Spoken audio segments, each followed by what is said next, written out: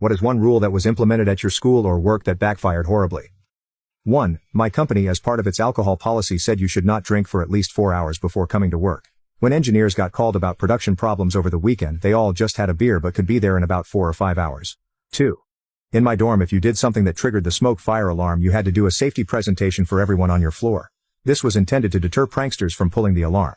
A guy on our floor was making grilled cheese in the kitchenette, and burned it, which legitimately triggered the fire alarm. Afterwards, he explained, assuming that since it had been a legitimate alarm, and not a prank, that he wouldn't have to do a presentation. He was of course wrong.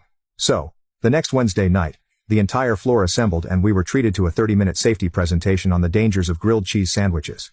It contained literally nothing about fire safety. It was all choking hazards and cholesterol. Our RA was furious, but the student pointed out that the write-up that he'd been given just said safety presentation. We didn't get any more presentations after that. 3. If you violated the dress code policy, you had to wear these really big gray sweatpants or sweatshirts that said DCV in big orange letters. Dress code violation. It became a thing to get caught because they were apparently really comfortable. When the admin finally caught on that people were trying to get them on purpose, they changed it so that you got in school suspension. Jokes on them for that too. Lots of kids preferred that over being in class. 4. If you return a library book late, your parents would have to return it and explain why it's late. It worked about as well as you would think. The rule lasted a few months before they figured it wasn't worth the cost of replacing all the books. Kid: I can't return this book. Parent: why not? Kid: it's late. Parent: so? Kid: school says you have to do it and tell them why I didn't return it on time.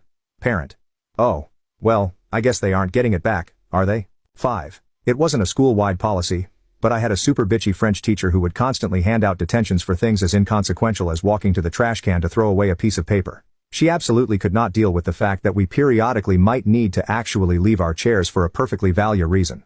One day she locked herself out of the classroom and nobody would let her back in. Sorry. We aren't allowed to get out of our seats. She had to get the janitor. 6. When I was in kindergarten, during the morning announcements one day they came on and said, and please no throwing snowballs. There is a chance you might accidentally get some rocks in them. You could see on the faces of all 20-some students the realization that OMG, we could put rocks in them.